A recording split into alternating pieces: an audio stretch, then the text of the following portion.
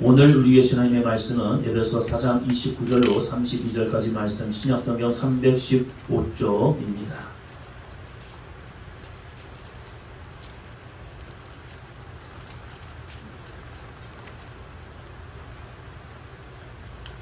함께 읽겠습니다. 무릇 더러운 말은 너희 입 밖에도 내지 말고 오직 덕을 세우는데 소용되는 대로 선한 말을 하여 듣는 자들에게 은혜를 끼치게 하라.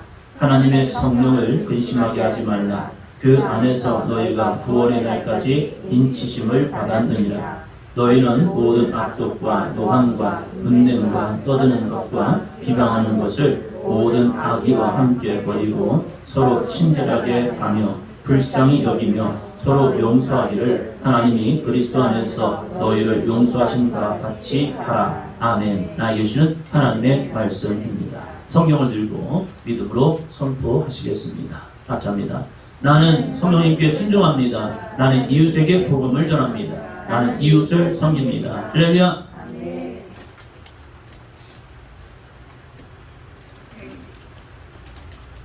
함께 나 자신에게 믿음을 선포합니다. 나는 그리스도입니다. 옆 사람 보시면서요. 나는 그리스도입니다. 그렇게 보이죠? 네, 그렇게 보이시죠? 네. 두 번째입니다. 옆 사람을 축복하면서 예수님의 사람답게 살아갑시다.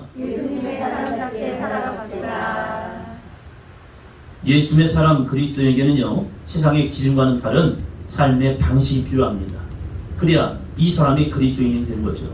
거룩, 구별된 삶이라고 말합니다. 세상의 기준과 똑같이 살아가면 그저 나의 부족함을 채우려는 종교에 바뀌지 않아요. 세상에서는 변화를 요구하지 않습니다. 세상의 종교는 그저 나에게 부족함, 나의 연약함, 이것을 채우기 위한 종교 생활밖에 되지 않은 거예요. 그래서 비나이다 빌고 있는 거죠. 우리 예수님의 사람들에게는요, 필요한 거룩한 질문이 있습니다. 합니다. 하나님께서 기뻐하실까? 이 거룩한 물음, 이 거룩한 고민을 우리는 하며 살아가야 합니다. 내가 오늘 살아가면서 되어지는 상황, 형편, 만남, 내가 하는 말, 내가 하는 행동을 통해서 하나님께서 기뻐하실까? 이 거룩한 물음과 그리고 고민 앞에서 살아간다면 우리는 하나님이 기뻐하시는 믿음의 삶이 될 줄로 믿습니다. 그래서 사도 바울은 우리 믿음의 사람들에게, 예수님의 사람들에게 예수님의 사람으로 사는 것, 이것이 무엇인가 세 가지를 우리에게 지난주에 말씀을 드렸죠. 첫째 뭐였죠?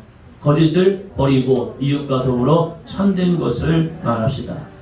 거짓을 버리는 것 쉽지 않습니다. 왜요? 어느 정도 거짓이 돼야 내가 처세술이라는 것을 할 수 있기 때문이에요. 그러나 이 사도 바울은 우리에게 거짓을 버리고 이웃과 더불어 참된 것을 말하라는 거예요. 그래야 우리들의 믿음의 사람, 신뢰할 수 있는 사람이 되고 있는 거예요. 야, 그리스도인들, 교회 다니는 사람들, 예수 믿는 사람들 진짜 신뢰할 만해. 아, 세상은 못 믿어. 그러나 예수 믿는 사람이라면, 목사님이라면, 장로님이라면, 권사님이라면, 집사님이라면, 교회 다니는 성도님이라면 신뢰할 만하다. 할렐루야. 이러한 거룩한 믿음의 삶이 되어라는 거예요. 두 번째 뭐였죠? 화를 내어도 죄를 짓지 말아야 합니다. 화낼 수 있어요. 교회 다니는 사람 화낼 수 있어요. 화낼 수 있지만 우리가 이 화를 죄까지 연결시키면 안 돼요. 우리는 화가 나지만 죄를 이겨야 합니다. 할렐루야. 가인의 말씀을 드렸죠. 죄가 내 문 앞에 엎드려져 있을 수 있어요. 그러나 그 죄를 밟고 가는 게 아니라 그 죄를 피해야 가는 겁니다. 화가 나지만 화를 통하여 죄를 지면 안 됩니다. 왜요? 사단이 우리를 분노케 하기 때문에, 우리의 마음을 요동케 하기 때문에 그래요. 셋째, 같이 합니다. 남의 것을 욕심 부리지 말고 나의 것을 나누는 삶이 되어야 합니다. 남의 것에 욕심 부리지 말라는 겁니다. 도둑질하지 말랍니다. 도둑질하지 말래요. 남의 것을 가져가는 것, 남의 것을 내가 의도적으로 속여면서 가져가는 것, 이거 도둑질이에요. 이 도둑질 하지 말고 나의 것을 나누는 삶이 돼요. 나눌 게 있어야죠. 있어요. 과부에게는 한 움큼의 밀가루가 있잖아요. 그걸 나누라잖아요. 나누면 풍성케 된다라고 말씀하고 있잖아요.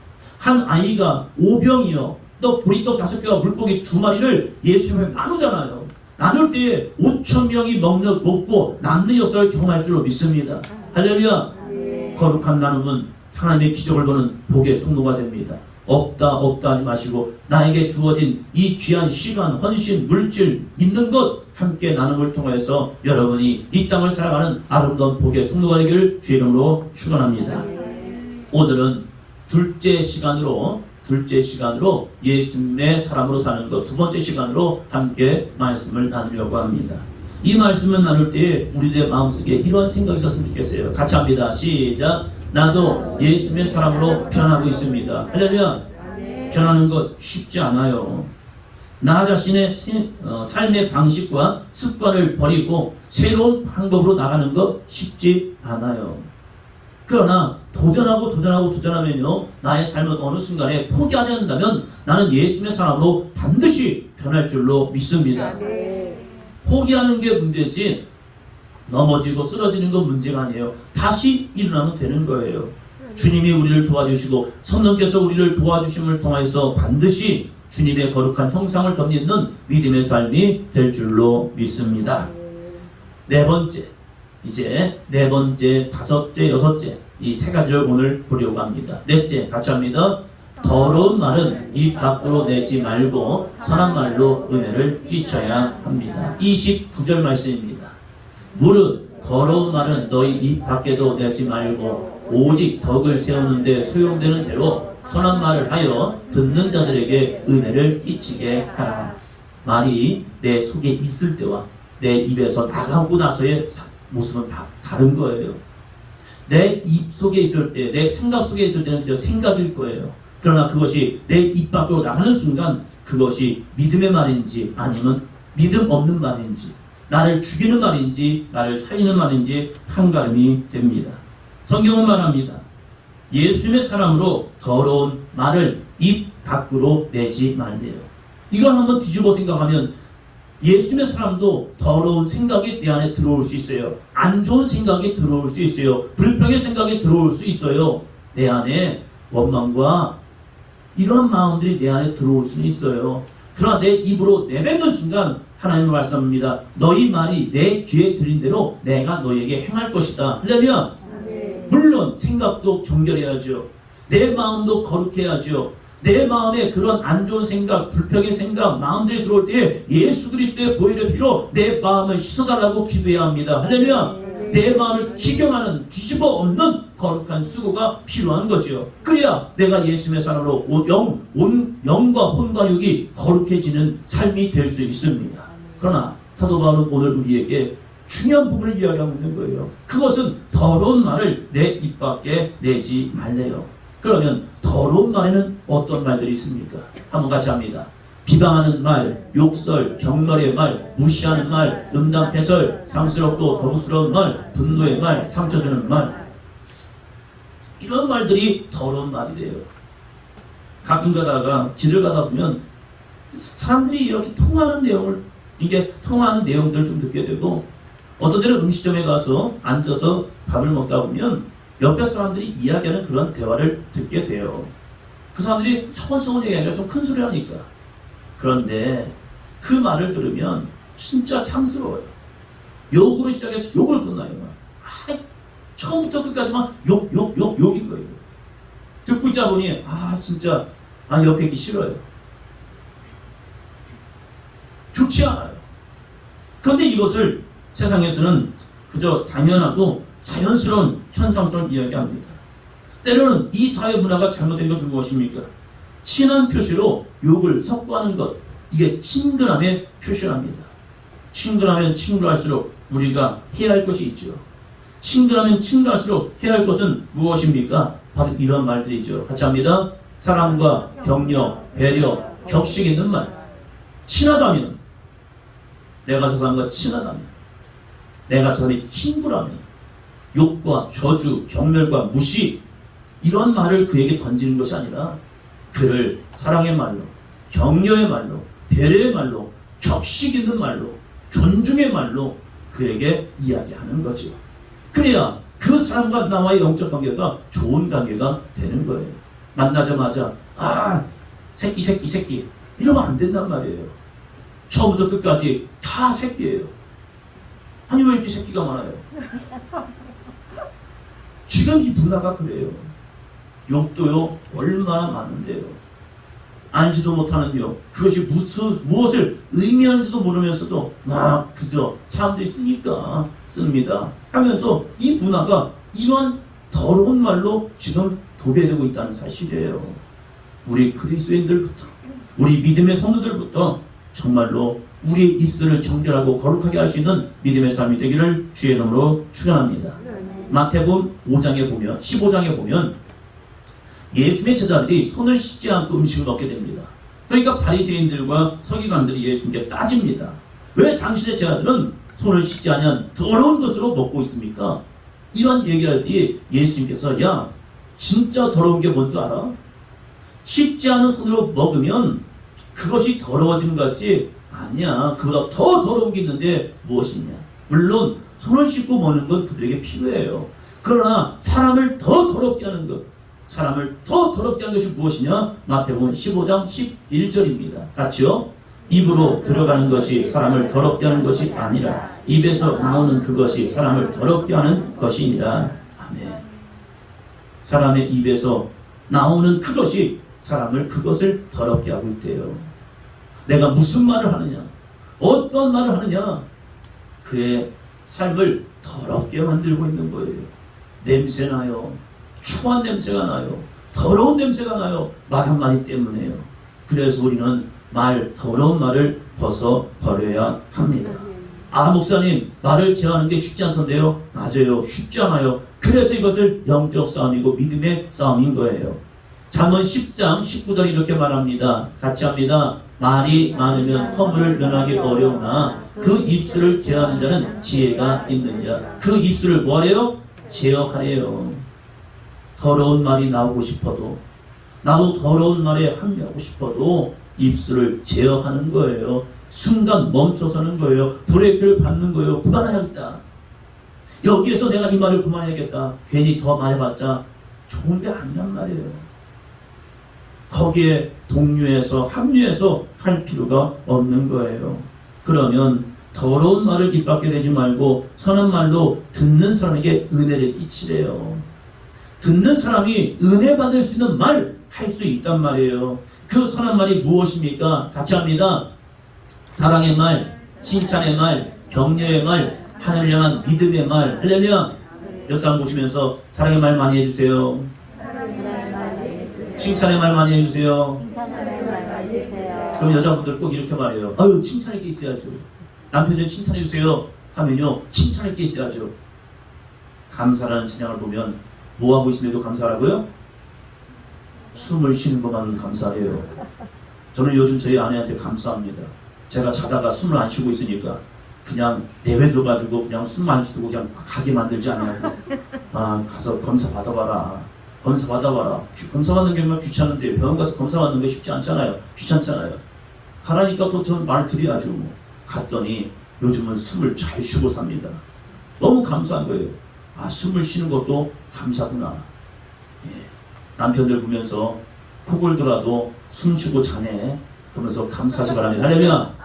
그 모습 보면서 감사하면요, 그냥 존재 자체가 감사하고 감사할 것 같아요. 할렐루야.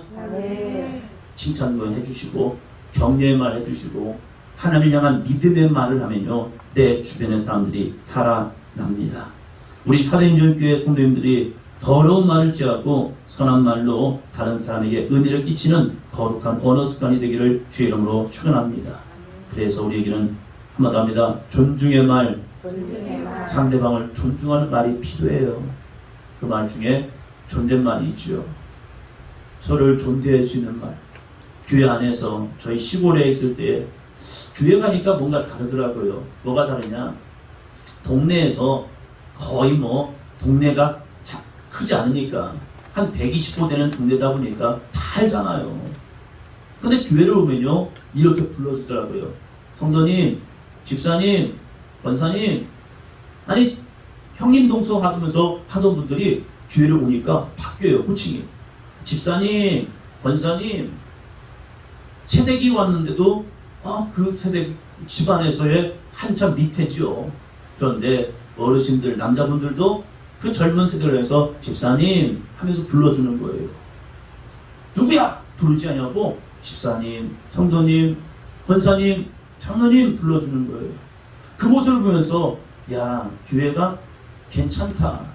서로를 존중해주고 서로의 존칭을 통하여서 서로의 가치를 일으켜주는 것. 할렐루야.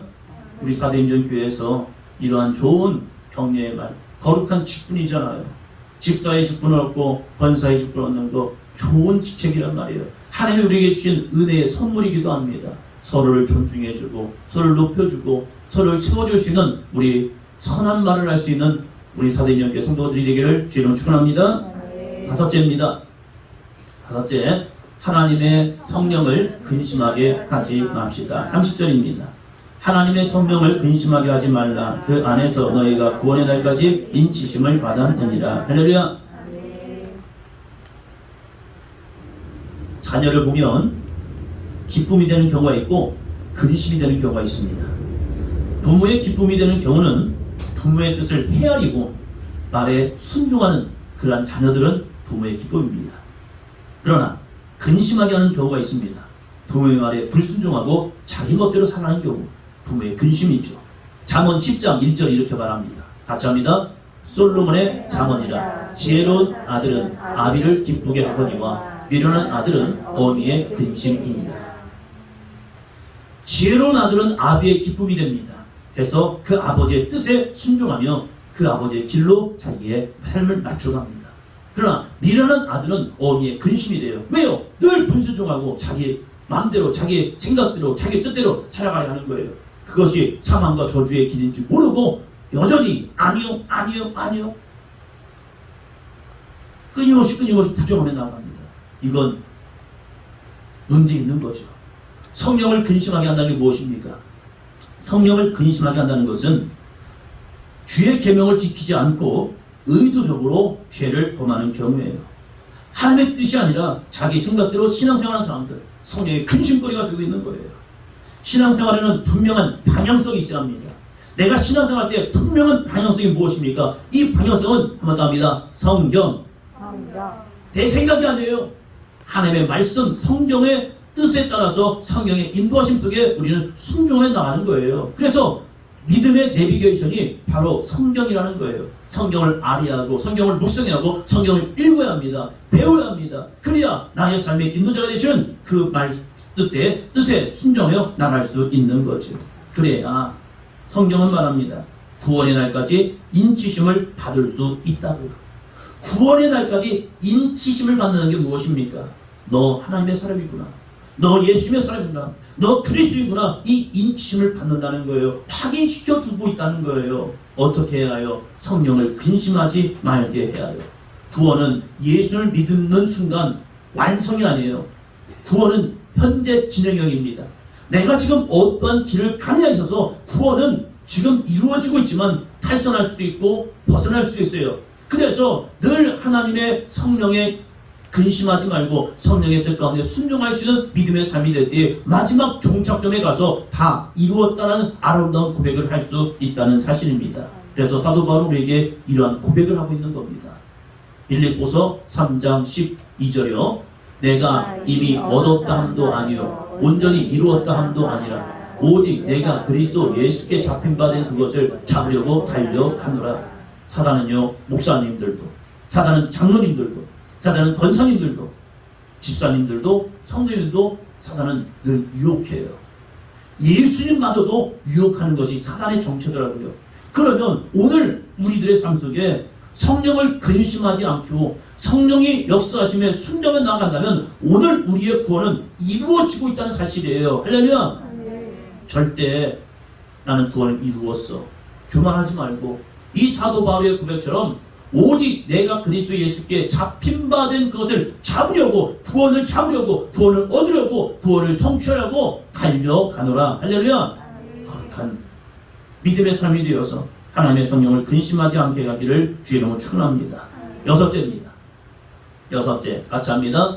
신앙 안에서 서로 친절하고 용서하는 삶을 살아야 합니다. 31절 32절입니다. 너희는 모든 악독과 노함과 분냄과 떠드는 것과 비방하는 것을 모든 악의와 함께 버리고 서로 친절하게 하며 불쌍히 여기며 서로 용서하기를 하나님이 그리스도 안에서 너희를 용서하심과 같이 하라. 아멘. 예수님의 사랑이 버려야 할 것에 대해서 말합니다. 예수님의 사랑이 버려야 할 것을 말하는데 파란 부분 같이 합니다. 모든 악독과 노함과 분냄과 떠드는 것과 비방하는 것을 모든 악의와 함께 버려요. 이것이 모든 악이래요. 이것은 사단 마귀가 우리의 마음속에 주는 그런 감정이라는 겁니다. 감정은 모든 것이 다 용납할 수 있는 게 아닙니다. 악한 감정, 어둠의 감정, 사단 마귀가 내 안에 충동하는 감정들이 있습니다. 이 감정들을 우리가 품고 사는 게 아니라 이 모든 악의와 함께 뭐래요? 버리래요. 뭐래요? 악독, 노함, 분냄, 떠드는 것, 비방하는 것, 이걸 버리래요.